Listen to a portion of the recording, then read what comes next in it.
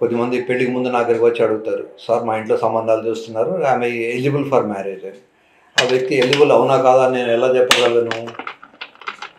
So అతనికి కొన్ని టెస్టులు ఉంటాయి, పినల్ డాప్లర్ స్టడీ అని, తర్వాత ఈ PDE5 ఇన్హిబిటర్ ట్యాబ్లెట్స్ ఇచ్చి కానీ అతను స్టిమ్యులేట్ చేసుకున్నప్పుడు అతనికి హార్డ్నెస్ ఎంత ఉంది, ఎప్పుడు కూడా ఎరెక్టైల్ డిస్ఫంక్షన్ లేదా శృంగారంలో సమస్యలు అనేవి క్లినికల్ డయాగ్నోసిస్. మనం CT స్కాన్ చేసినా MRI స్కాన్ చేసినా కనపడవు. ఫర్ ఎగ్జాంపుల్, ఒక ఆవు పాలు ఇస్తున్నది అనుకోండి, ఆవు పాలు తక్కువ ఇస్తుంటే మనం దాన్ని MRI చేసినంత మాత్రాన మనకు అందులో ఏమీ తెలియదు. పొదుగు ఉంటుంది, 2-4 ఛానళ్ళు ఉంటాయి, ఆ లోపలి స్ట్రక్చర్ అంతా మనకు కనబడుతుంది. అంతేగాని పాలు పిండితే కానీ అది ఎన్ని లీటర్ల పాలు ఇస్తుంది అనేది తెలియదు. అలాగే మగవాళ్ళు కూడా సంసారానికి యోగ్యత ఉందా లేదా అనేది పెళ్ళికి ముందు వస్తే మనం చూసి చెప్పచ్చు. ఇతను క్లినికల్ డయాగ్నోసిస్ అంటారు. క్లినికల్గా అతనికి ఎంత హార్డ్నెస్ ఉంది, ఎంతసేపు హార్డ్నెస్ మెయింటైన్ అవుతుంది. దెర్ ఆర్ 2 థింగ్స్, మగవాళ్ళకు ఆడవాళ్ళకు తేడా. ఆడవాళ్ళకి ఏమిటంటే ఫిజికల్గా జస్ట్ లోవర్ లిమ్స్ని దూరం అనుకోగలిగితే సరిపోతుంది. మగవాడికి అలా కాదు, అంగం అనేది గట్టిపడాలి.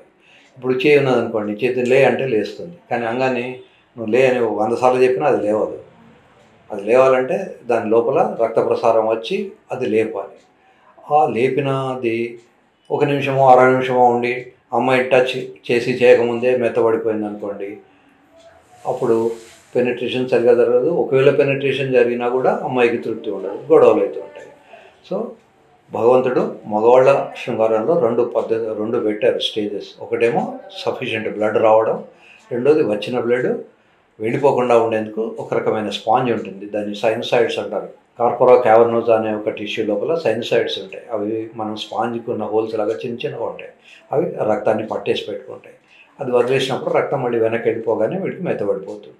రక్తం రావాలి, రక్తం కనీసం 5-10 నిమిషాలు అందులో ఉండాలి, మళ్ళీ వెళ్ళిపోవాలి కూడా. అక్కడే ఉండిపోతే దాన్ని ప్రయాపిజం అంటాం. ఈ ప్రయాపిజంలో విపరీతంగా నొప్పి రావడము, అది నల్లగా అయిపోవడము, పనికి రాకుండా కావడం నెక్స్ట్ టైంలో అవుతుంది. ఒక్కోసారి ట్యాబ్లెట్స్ వేసుకున్నా, ఇంజక్షన్స్ తీసుకున్నా ఇలా ప్రయాపిజం వచ్చే అవకాశాలు ఉంటాయి.